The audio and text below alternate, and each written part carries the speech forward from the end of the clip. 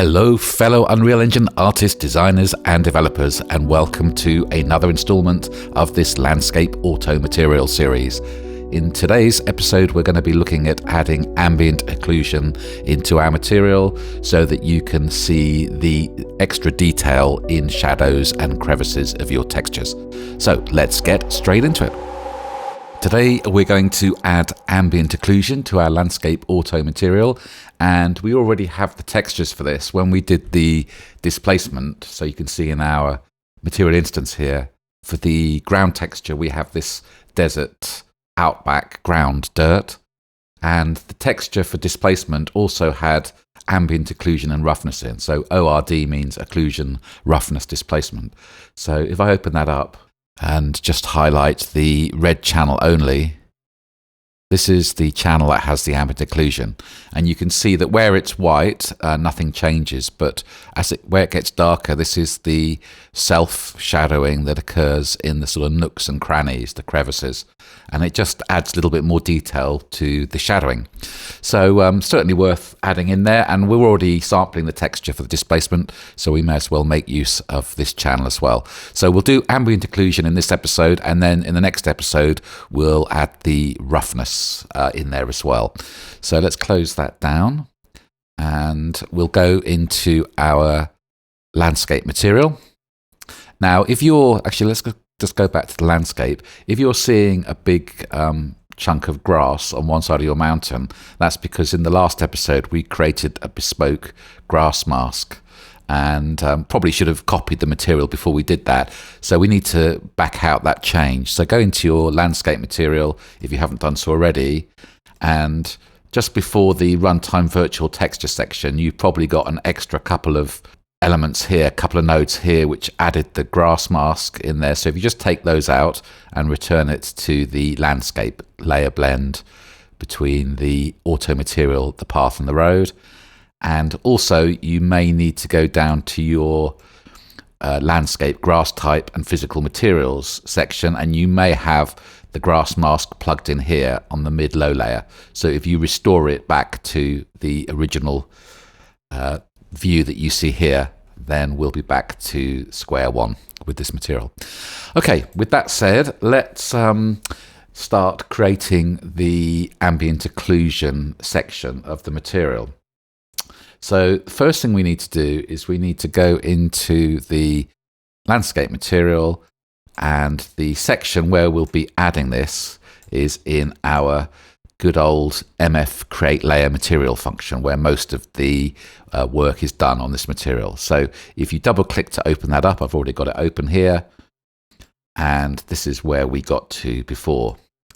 And if you go down to the displacement section, this is where we're sampling this texture at the moment, this ORD texture. Now when we did the displacement, we only did the displacement in the near tiling. We didn't bother with the far tiling.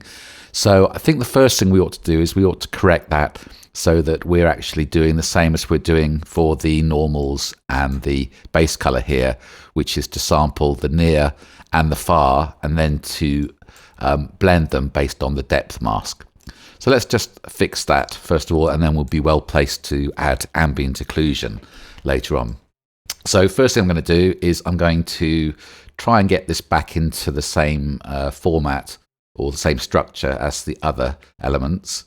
So you can see that earlier on in this material function, I grabbed the textures on their own here with a named reroute. So let's do that first of all. So what I'm going to do is I'm going to move this triplanar projection down a bit, create a little bit of extra space in our textures area, and then we'll just copy, or in fact we won't copy it, we'll move it. So disconnect this texture input here with Alt, and then grab these three nodes, so the texture object, the texture input and the named reroute, and grab those and drag those up here. And then let's just move that over here. And that's now getting our texture object for the ORD texture and a named reroute. While we're here, let's rename this route here as texture ORD. And let's name the input as well. Instead of texture displacement, we'll call it texture ORD. Now, the other thing we need to do here as well is we need to change our preview here. So at the moment, we're using this default mask, which is all black. But if you think about that, that's fine. Black is fine for the displacement channel because that's 0. We don't want to displace anything by default. But the ambient occlusion, we want the default value to be 1 so that it's completely white, i.e. no shadowing. And the same for the roughness as well. We want the roughness channel to be, which is the green channel, to be 1 as well, so that the material will be fully rough if we don't plug anything in. So in order to have the red channel as 1, the green channel as 1, and the black channel as 0, we need to have a texture object which is red and green combined, which makes a value of yellow. So what you can do is you can either create your own default object by going into Photoshop or the equivalent and creating an image which is fully red and green, i.e. yellow, or I've provided a texture in the link below that you can download and use. You don't need to make it very large as well because it's just a default. It just needs to be a power of 2. So I've done an 8x8 image size, very small, in order to do that preview. So let's grab that preview element first before we go any further. So go into your content browser, go into the materials and textures folder, and then click on import, and then you find the picture that you've downloaded or you've created yourself called TORD default mask here. You can see it's an 8x8 texture. Drag that in and you can see it's a yellow texture there. If I open it up and zoom in a bit here, you can see that it's yellow. You can see it's 8x8 resolution. And if I change the channels, you can see that red is completely white, green is completely white, and blue is completely black, which is exactly what we wanted.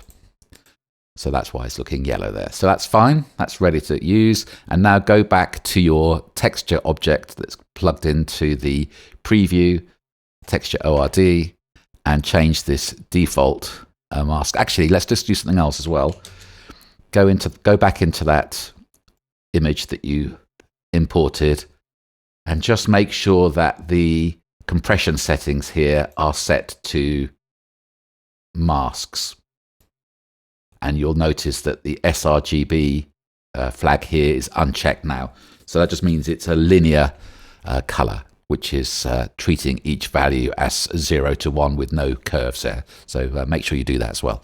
So click on save, come back here, go to the texture object input and choose your ORD default mask, the yellow mask here. And that will now be the default. So if we don't change anything, the ambient occlusion will be 1, the roughness will be 1, and the displacement will be 0, which are good default values to have. Okay, so let's click on save here. And now we're ready to split our displacement texture sampling into near and far tiling. So effectively, we want to do the same as we've done for the base color and normal. So to have near UV and far UV texture sample, and then lerp them based on the depth fade mask. So let's come down to the displacement here, and let's just grab this near UV sample. And now we can plug in our texture ORD that we just created to there. And what we'll do is we will copy these 3 nodes or duplicate them with Control D. And we need to delete our near UV and replace it with the far UV. So that gives us our near tiling and far tiling. And the next thing we want to do, let's just move this over a bit out of the way, is we want to take this calculation here where we were subtracting 0.5 to change the floor of the displacement and multiplying it by the displacement amount. And what we want to do is we want to do the same thing again for the far version. So duplicate those 2 nodes, drag the blue channel, which holds our displacement, and put it into the subtract here, and plug the displacement amount into the multiply. Okay, and the last thing we need to do is a lerp between the two based on the depth fade mask. So let's come up to here. This is where the depth fade mask is. And currently we haven't got any named reroute for this. So to make this simpler for ourselves, so we don't have to drag a connection all the way down out of the way, is we'll double click on one of these lines, right click and do convert to named reroute. And then I will rename this depth fade. You can see that the other side of it changes automatically. We'll give it our usual pinky purple color. And now we can use that named reroute everywhere. So down here, we'll use here as well for consistency. And now here we can do, in fact, we could just copy this if you like, copy this lerp and this depth fade with Control C, and down in your displacement section, somewhere around here, do a Control V. And what we'll do is we'll plug the output of the first multiply into here, and the multiply for the far UV into the second one, and then move the depth fade down here. And then the output goes into our switch, which decides whether to allow displacement on based on whether we're having add displacement true or false. Okay, so that should be all working correctly. So let's do a quick test of this. If we go to save, go back to main element here, it'll probably make it easier if we switch off the texture variation, so we just have this one texture. So in your material instance, go down to the section with landscape texture variation and just uncheck that, so we just have a single texture here, the one with the ambient occlusion, roughness and displacement that we're going to use today. And then if you also go further down and find the enable tessellation parameter here, it's in the material property overrides, click on it, and after a second or two you will see the displacement. And if the displacement looks fine to you, then it should be okay to proceed. So now what we've done is we've got near displacement and far displacement. Also, you don't really see the far displacement because it's quite small and in the distance.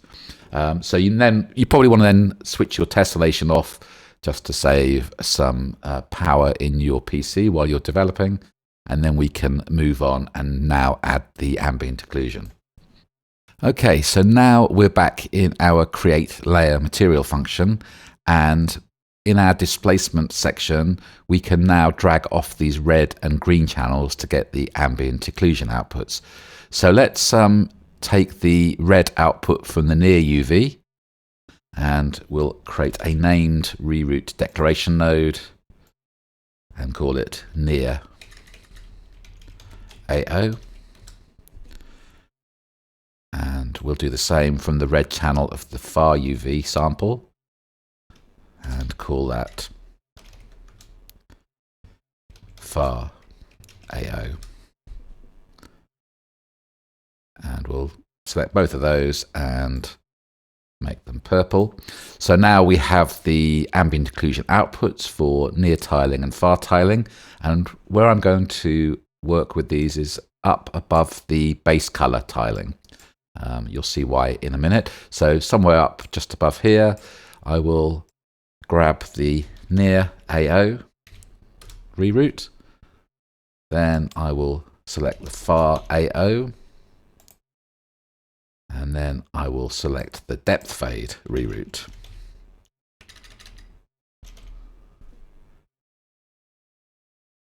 And with those three selected, hit L on the keyboard, left click to create a lerp, and we will lerp between the near AO and the far AO using the depth fade. So that the output of this will be an ambient occlusion that's tiled depending on whether you're near the camera or far away from the camera. And just for a quick test to see if this is all working, let's plug this output into the base color temporarily. So plug it in there, click on save, then go back to your landscape, and after a second or two you should see something like this. And if you've got the sort of outlines of your rocks, then everything has been successful. So this is the ambient occlusion maps that are being written out to the base color. Okay, so how do we use this ambient occlusion now we've created it? Go back to the material function, and your first thought might be to take this output. In fact, let's put the base color back in from here. So your first thought might be to take this output and plug it into ambient occlusion. And that certainly wouldn't be a mistake to do that. The only issue with this is that ambient occlusion is quite tricky to set up under different conditions. So there's different ambient occlusion setups for non-lumen, whether you've got lumen set up, whether you've got ray tracing set up. It's all doable, but it requires different setups. So I'm going to adopt an approach that's going to be consistent across any setup and will have a benefit that I will explain in a minute as a side effect of that. So what I'm going to do is I'm going to take my ambient occlusion output, which is just really a mask between 0 and 1, where 0 represents the shadows, and I'm going to use that to adapt the base color. So if you multiply the base color by the ambient occlusion, where it's light, it will stay the same, and where it's dark, it'll make it darker. So it will act like a shadowing effect onto the color. So let's do that. Nice and simple. All we need to do is to take out our ambient occlusion, do a multiply node, multiply it by the base color, and then plug the output of that into the base color. So let's see what that looks like. So click on save, and you can see what we now have is a much darker version. It's not really a darker version because where the stones are light already, they stay the same. It's really where the crevices are of the rocks that have got darker. So this is probably overdone. So what we need to do now is we need to add a control so that you can define how much ambient occlusion intensity you want from that multiplication. So to do that, back into our function here, and what we'll do is we'll create a lerp function that goes between the color on its own or the color with the ambient occlusion intensity added to it. So to do that, use a lerp node, and we're going to create a new input here. So do input, and this input is going to be called AO intensity. It's going to be a scalar value. We'll have the preview value as 0 to say that by default there's no intensity, and we'll use the preview value there. You can collapse that, and that will be our input to the lerp. So if we have an intensity of 0, we're just going to take the color as it is. If we have an intensity of 1, we're going to have the color multiplied by the ambient occlusion. So something like that. And then the output will go into the base color, and then you just need to move that over a little bit. And let's just tidy this up slightly here. So something like that. So we will lerp between the color on its own and the AO intensity. You might want to add in a saturate node here as well to clamp it between 0 and 1. So I'll leave you to do that if you want to do that. But let's test this out as well. So now we've got an input here. We're going to need to add that in our outer master material. So let's save this, come back to the main master material, and what I'll do is I will just add it to the ground layer to start off with. Again, you'll see this input on all the different layers. So we just need to take an existing parameter and repurpose it. So what we'll do is we'll take our ground displacement amount, and duplicate it. We'll move it up here and we will rename it ground AO intensity.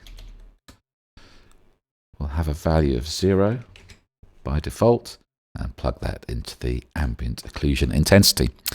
Okay, let's save that.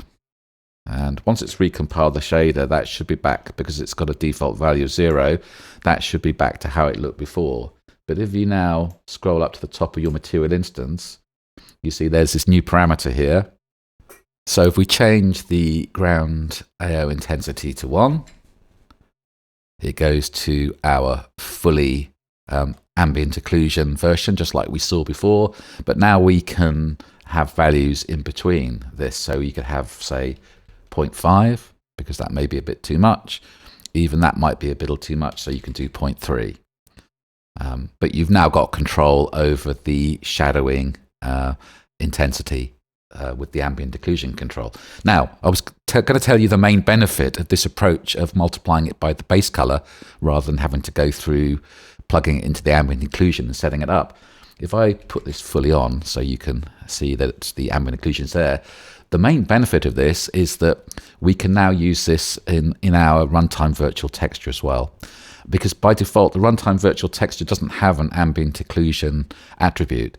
Remember, we're storing the base color, normal, roughness, specular, but it doesn't have ambient occlusion in there. So because we've adapted our base color to take account of the ambient occlusion, that means that it will be in the runtime virtual texture. So you can see I've put up the ambient occlusion intensity to 1, and if I switch on the runtime virtual texture, you can see that the runtime virtual texture also has that ambient occlusion baked in to the base color as well. So that's a real benefit of this approach of using ambient occlusion in conjunction with base color. And I can obviously switch it back. Obviously, for RVT blending as well, anything you set in your ambient occlusion will also apply to the RVT blending as well. So another good reason for doing that. So yes, so you can adjust the intensity now. So let's put that down something like 0.3. So it's just a little bit of ambient occlusion. And that's where we'll end today's episode. In the next episode, we'll look at adding roughness into the mix as well. The reason why I left that for another episode is because we need to not just take the green outputs from the roughness, but we also need to consider roughness and specular in combination. And we need to adjust the puddle functionality to take account of the roughness and specular attributes that we're adding. So stay tuned for that, and I will see you in the next one. Bye for now.